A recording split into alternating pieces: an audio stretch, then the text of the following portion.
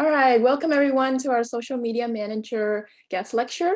Since our trainees will be writing about this role next week, we have our wonderful guest, Dr. Stephen Carradini here, who is an ASU Assistant Professor of Technical Communications. In addition to his research on topics like artist communications and digital ethics, he also runs a 19-year-old music blog called Independent Clauses. So he has a lot of wonderful experiences to share with us today. So thank you, Dr. Carandini, for being here with us. And to start off, could you tell us about when you first used social media for marketing purposes? How did you approach social media management back then, and how do you approach it now? First, thank you for inviting me. I'm so happy to be here at Talk. It's great to work with Superstition Review whenever I can. And so I started using social media for marketing in around 2004. So we were using MySpace for business. I wanted to look up the exact date, but MySpace deleted all of their back accounts. So our exact date of starting using MySpace is lost history, but I know that by 2004 we were using MySpace, and we were using it as a promotional aspect for our online magazine, our music online magazine. We now call them blogs. No one calls them online magazines, but at the time, blog was a new term, astonishingly, and we hadn't decided whether blog or online magazine was going to take hold. We were an online magazine because we posted once a month, and so that was the closest we got to a distinction between blog and magazine. Now we don't do that. We post about 2 to 5 times a month, and we throughout the month instead of doing it individually.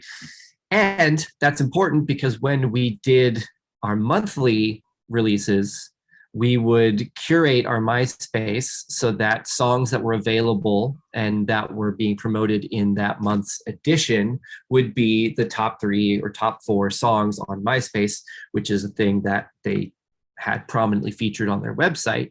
And so we were able to digitally physically demonstrate, here's the music we're listening to and that you should listen to. So that was always a big thing that we would do, is update the MySpace with the songs that we felt were most important. And sometimes I think we would leave some on there. There was a limit to the number of songs you could have. But in terms of spreading that word, we would spread our MySpace URL around. We would get more people. We would friend other MySpace accounts of bands and people in the industry. And we would generally just try to get our content out there. We didn't do ads. I don't even know if when we started MySpace had ability for us to do ads. I know that they quickly did, but I'm not sure that I know we never maximized that ability, but I'm pretty sure we weren't super excited about that in the first place. We did do banner ads, actually. Yeah. Look at that. Banner ads. So that was, we used the available tools in the ways that were available to us at the very front end. We got a Facebook a couple of years after it was available. Mm-hmm. So around 2009, 2010, we started using Facebook. We got a Twitter in 2009 when it blew up at South by Southwest 2009. And there were just lots of different tools that we experimented with along the way. Again, trying to use them as was available. What we do now is we've landed on Twitter as our best traffic mover. We have a good response to posts on Twitter. We use Facebook as a standard, basically like the white pages in the phone book. Yes, we still exist as an organization. So we post there not as often as we post to Twitter. I try to post to all of the platforms that we use when we have a new post, but if it's really time pressed, we'll just focus on Twitter and then hit the rest later or never for that post. So, but for the big posts, we do Twitter, Facebook, and most recently, Instagram. I didn't think that Instagram would be very effective for a music magazine because you can't play music or even really display some of the links that we send to articles, because that's the big driver there is Twitter links, Facebook links. but people kept tagging us, and we didn't have one. So they were tagging my personal Instagram account. And I was like, no, please stop. Your sleuthing is too good. I don't even use that account anymore. And so because people wouldn't stop tagging my unused personal account, I had to get an Instagram for the organization. So as a result, we post content. We don't do ads at this time. It's not really that sort of project at the moment, but we do tag people in our Twitter and Facebook and Instagram posts, and that's where the bulk of our relational traffic comes from, so peer-to-peer. And then when those people share out, whether it's reposting on Twitter or quote posting on Instagram, or whatever term we've come to for, like, you copied and pasted my post and put it on another one. So and then we don't really get much out of Facebook other than the placeholder "we still exist," which I find to be useful and valuable. But that's kind of where we're at right now. So I would say that we are less experimental right now. When we were early on in our career as a blog, we were like, let's try this, it's new. Let's try that, it's new. Let's try this, it's new. Whereas now I have to be pretty convinced that it's going to be worth the time and effort to jump in, because as we have learned, the learning curves on these things are often high, and the return on investment, if the platform goes south, is nil. So there's a lot of potential for wasted time if you're not working with established stuff. Sometimes you have that time and want to jump in that niche and go for it, but other times you may not. Yeah, so, and I'm sure back then and now you do a lot of research about your audience to make sure that you're tailoring your post to them. What kind of key things would you suggest that social media managers keep in mind when researching their audience?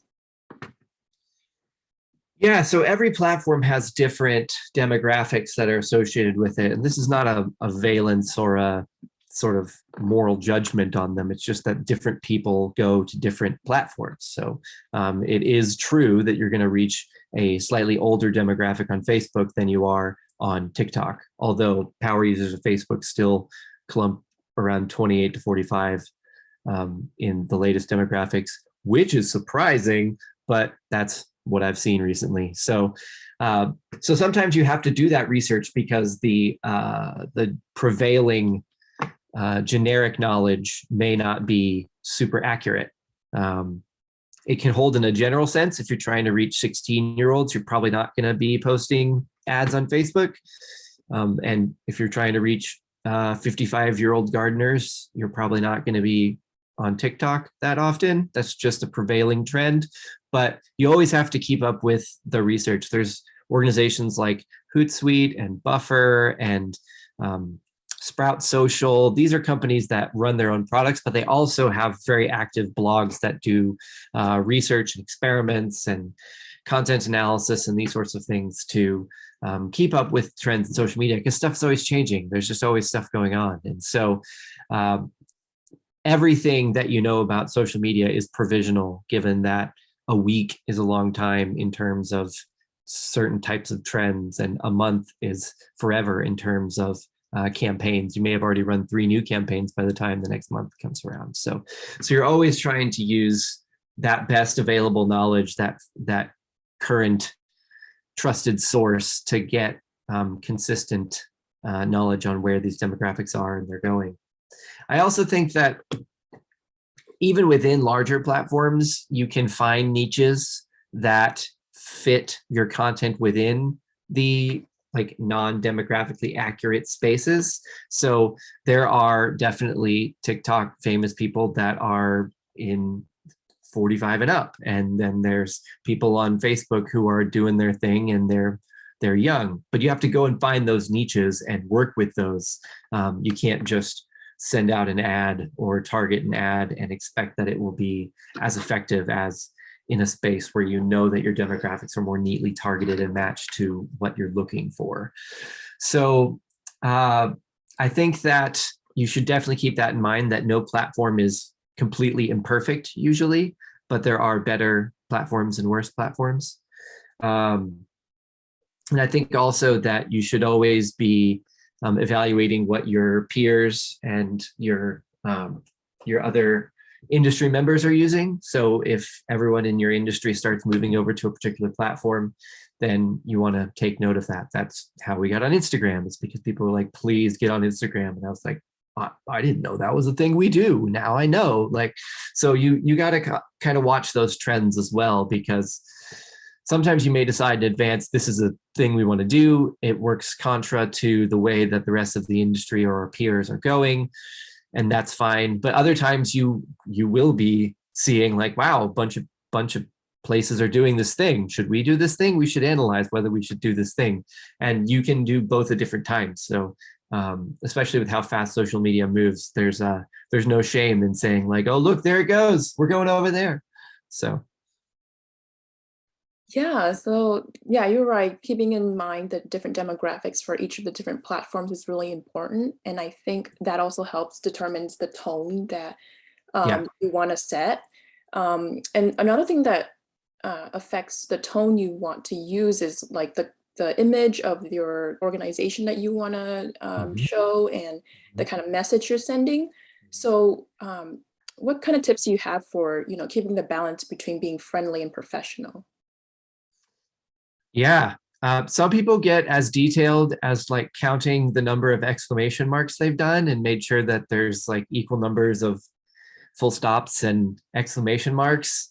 I don't tend to go to that level of analysis, although I will tell students when I teach them this, or when I see organizations that use exclamation marks at the end of everything, and will say, wow, you've struck a particular tone. It's very clear.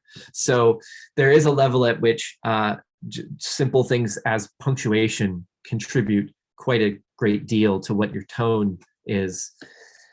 Some people are also very concerned about semantic analysis, so word analysis, and thinking about the valence or the mood of each word that you're using.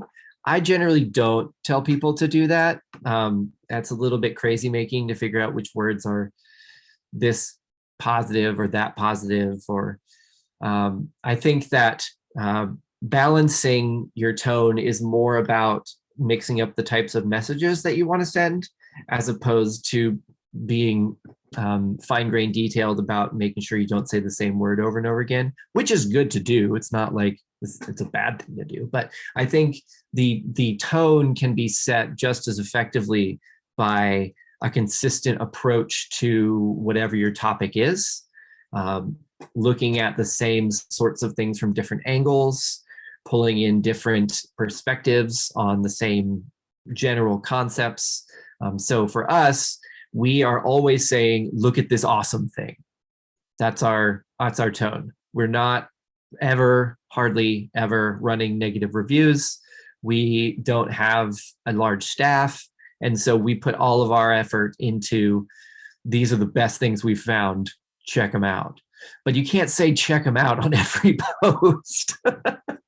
Otherwise, you would be check it out, check it out, check it out, check it out, check it out, check it out. And that's not great unless you're a techno song.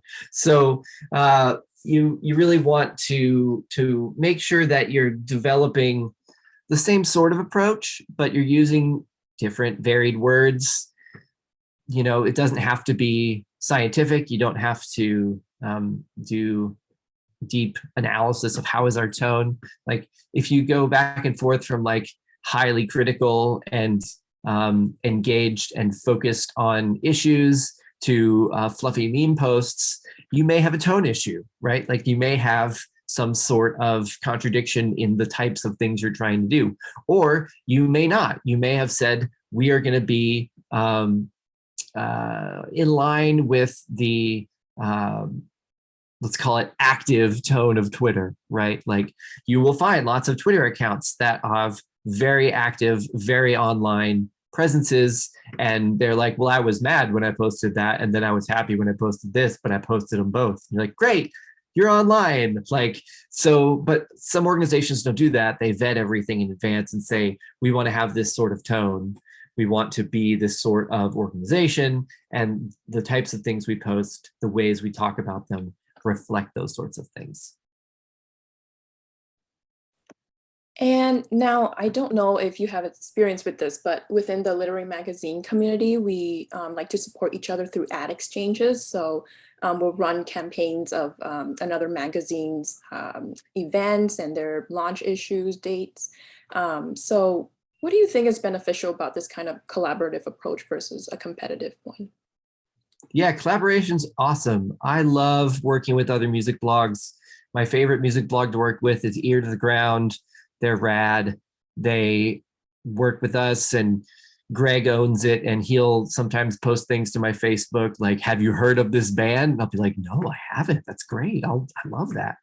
He recently posted something. He's like, I heard this and I immediately said, that's the most independent clauses thing that's ever existed. And I listened to it and I'm like, you're not wrong. So there's a level at which it's just fun to collaborate, and it's nice to be in community. That's part of the reason art exists, is to share things in community. And so even if you're the people doing the promoting of the art, you can still be in a community with those other people who are also promoting art, even if it's different art. So, because Greg and I have a little bit of overlap, but his blog does things that are a lot different than mine. And I don't think that he would be very interested in mid-century modernist classical music. So, we have different tastes, but we have some spaces in the middle and we overlap, and it's nice.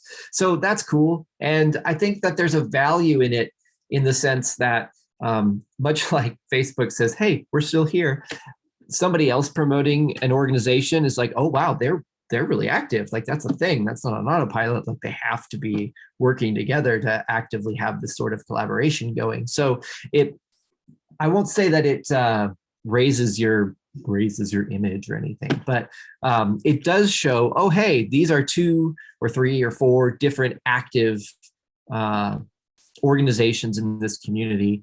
And whether you're another organization that wants to get into that community, or whether you're a person who's going to be submitting into that community with art or any other means, technical means, joining staffs, etc., you can see that those organizations are collaborating, existing. That's nice. And so I think that there's always a sense of like, who's bigger, who's better, who's most. But I've found that I've been doing this for 19 years, and the people that I was peers with 19 years ago don't even remember what their blog was named.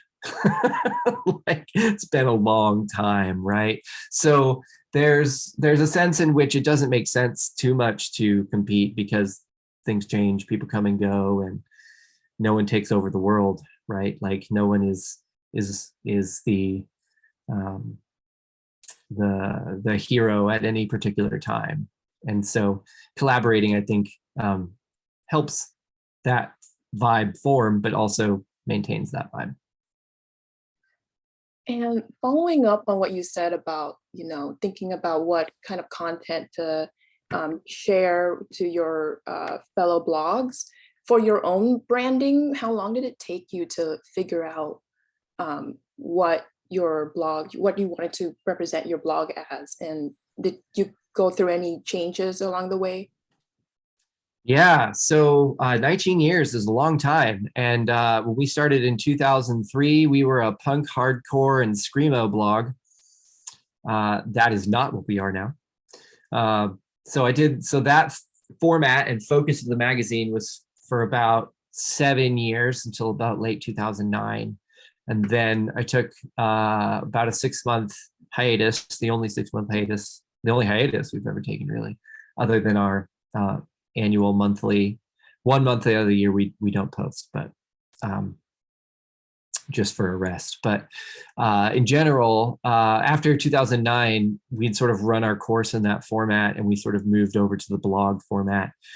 So it took some refiguring, some changes, a lot of changes in staff, a lot of changes in expectations, content, stuff like that. So, and we found that it just run its course. We had little to say about the state of that type of music at that time. Like, we had been covering it for 6 years. We didn't have a whole lot new to say. I, as an editor, struggled to figure out what to say every month in the editorial column. That's bad. Like, you shouldn't have to struggle for that. So we moved on to another format, to the sort of erratic blog posting format, and we moved towards indie rock, acoustic pop, and indie pop. And that was a pretty good time to be doing that. If the phrase Mumford and Sons means anything to y'all, that was when that was happening, and we were in that zone doing that thing. And so that was a time, and the branding just fell on us, and we just ran with it. And so we were in the right place at the right time on that, because I've listened to too much Paul Simon in my life. And so that whole version of independent clauses, just like the identity, ran itself. Like, the people came to us and said, "We hear you do this," and we're like, "We do, apparently. Look at that. That's amazing." And so that was again another 7 years. And then around 2017, 2018, we transitioned again, because I'd run out of things to say about breakup songs and folk music.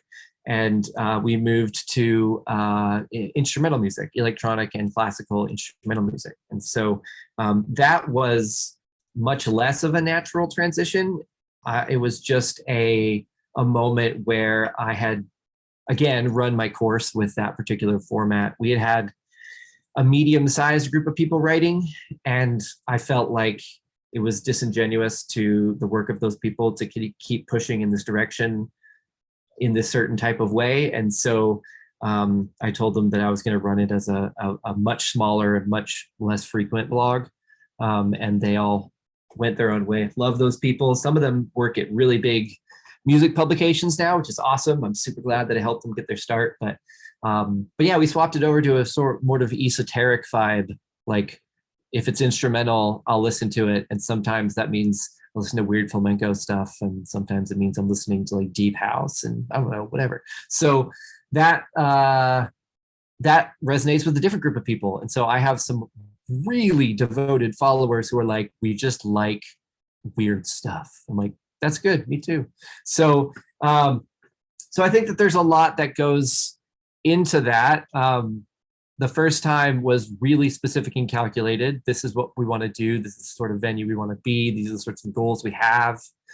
The second was just purely by accident.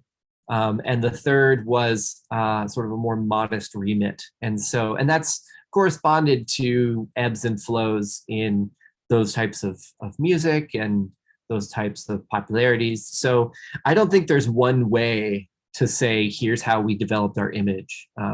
We've done it different ways each time. I wouldn't recommend falling into a flow and just like rolling with it. But that's what we did for a while. You'd like to have a little bit more control over the way you're marketing yourself, but we were there. It was happening. Like, that happens with art sometimes. It's like zeitgeists happen. Now even Mumford and Sons doesn't do folk pop, so no one is really carrying that torch. So it happens. So I would say that, the right professional answer is to, in advance, consider what sort of niche that you want to fill, and what sort of ways that your specific vision can fit into that niche, and build out from there. But really, there's a lot of different ways it goes. Sometimes it's like, I saw this thing and I think it's neat that no one really does it. Like, let's try that.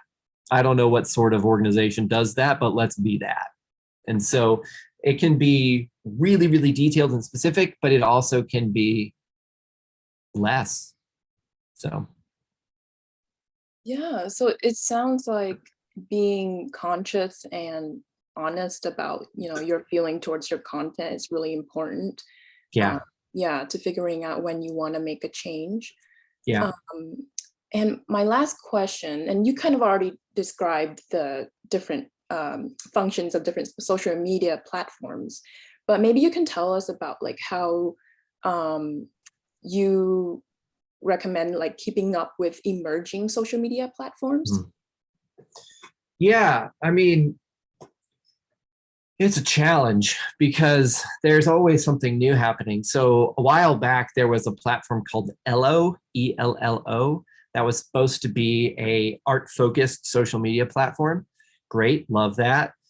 Got involved in it, and like it just never really went off. Like it just never really left the runway. And so there were a bunch of us still trying to push the airplane down the runway, and that didn't really go anywhere. And they still send me updates every now and then of like, hey, we're a platform. And I'm like, I'm sure you are. So it can be hard because you got to invest a meaningful, and not to say obsessive, but you have to invest a meaningful amount of time and energy to figure out what the platform does and if it's fit for what you're trying to do, right? Like I hope never, ever, ever, ever to need a TikTok account for my blog. I think if I do, then I will have had another sort of major shift, and maybe I'm doing electro pop music or something. But like I strongly doubt that orchestral new compositions are going to be heavily promoted on TikTok. Although I actually, now that I say that, I absolutely know that one of the composers that I cover does do that. So Nathan, you're going to give me a heart attack. But yeah, so you got to figure out if it fits for what you want to do. Are your demographics there, right? Like if people say, look, Instagram's over, we're going to X, then like Instagram's over, you're going to X. Like that's how it works. And then you might keep your Instagram just in case X doesn't actually work out, and then you're still on Instagram, and as we all go back to Instagram. But there's really not a hard and fast rule for evaluation. You just have to like look at it and like figure out what it does or what it thinks it does and what people think it does, because that's often different. People who use the platform and the people who run the platform often disagree on what the platform is. This would be the textbook definition of Twitter. But there's a lot of organizations that are like that, where there's a disconnect between the email you get saying sign up and what you experience when you get onto the platform. So actually tooling around in there, using a junk account before using a personal, or using a junk account for the association organization, so that you don't end up with an official platform somewhere that's just abandoned because you did this thing this one time. That's not awesome. And in a lot of places you can delete accounts and such. So that's not too big of a deal, but it is nice to sort of explore before you put the main email address out there on the platform. So I would say, yeah, just explore. Sometimes you look at it and you say, this is weird and cool, but I don't know if it is worth our time yet. Let's talk about it in 6 months. And sometimes you're like, oh man, we need to be on this thing now. And other times you're like, yeah, it's cool, but that's never really going to be something we want to invest time in. There's probably better ways to spend our time. So it's very qualitative. It's very qualitative. Great. Well, that was awesome. Thank you so much, Dr. Carradini, for answering my questions and for giving us your time today. Yeah, I'm happy to do it.